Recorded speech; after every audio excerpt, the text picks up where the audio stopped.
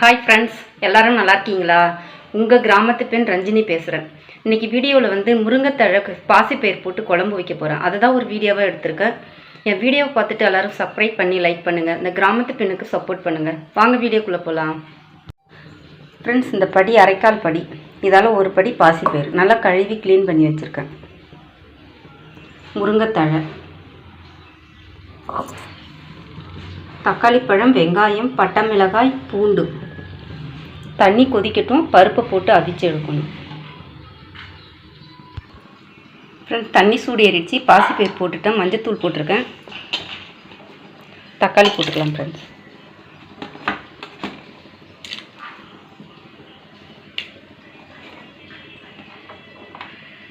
பூண்டு போட்டுக்கலாம். ஃப்ரெண்ட்ஸ், வெங்காயம்,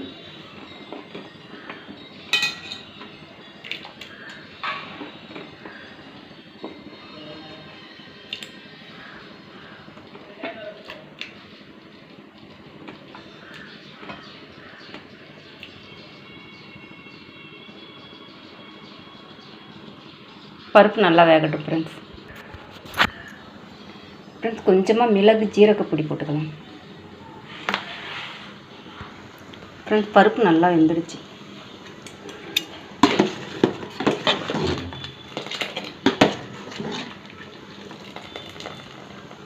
இந்த ஸ்டேஜில் முருங்கைக்கீரையை போட்டுக்கலாம்.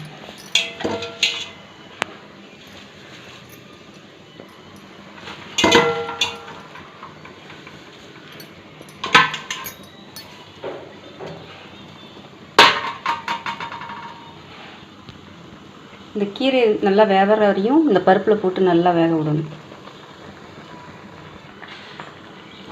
கீரை போட்டதுக்கப்புறம் மூடி வேகக்கூடாது. ஃப்ரெண்ட்ஸ், கீரை வேகாது, மறுத்து போன மாதிரி ஆகிடும், கலர் மாறிடும்.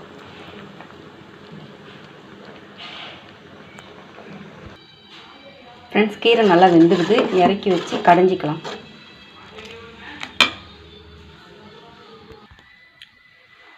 ஃப்ரெண்ட்ஸ், நல்லா கடைஞ்சிக்கலாம்.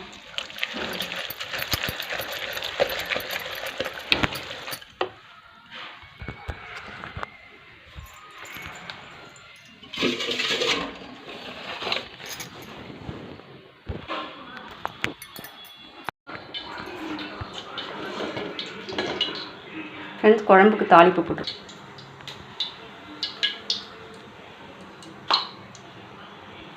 எண்ணெய் காஞ்சிச்சு, கடுகு போட்டுக்கலாம்.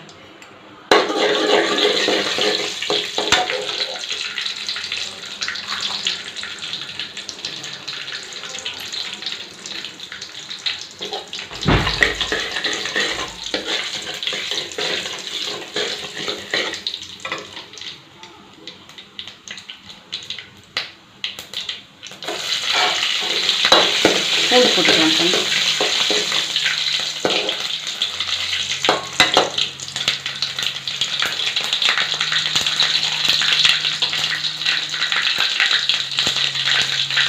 பட்டை மிளகாய் போட்டுக்கலாம்.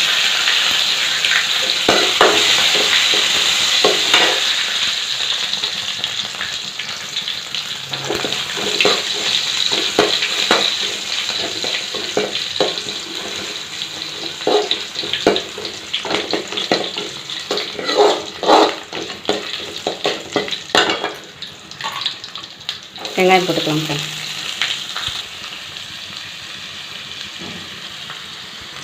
ஃப்ரெண்ட்ஸ், வெங்காயம் நல்லா வதங்கிடுச்சு. தக்காளி போட்டுக்கலாம். தக்காளி நல்லா வதங்கின உடனே அந்த கீரையில் போட்டு இதை ஒரு நல்லா கடைஞ்சி வச்சுக்கலாம். நல்லா டேஸ்ட்டாக இருக்கும். ஃப்ரெண்ட்ஸ்,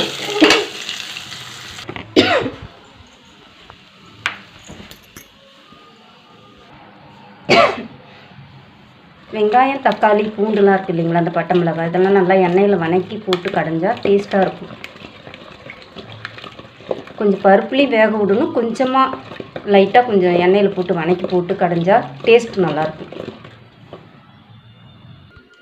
ஃப்ரெண்ட்ஸ், முருங்கைக்கீரை குழம்பு ரெடி ஆயிடுச்சு. வாங்க எல்லோரும் சாப்பிட்லாம்.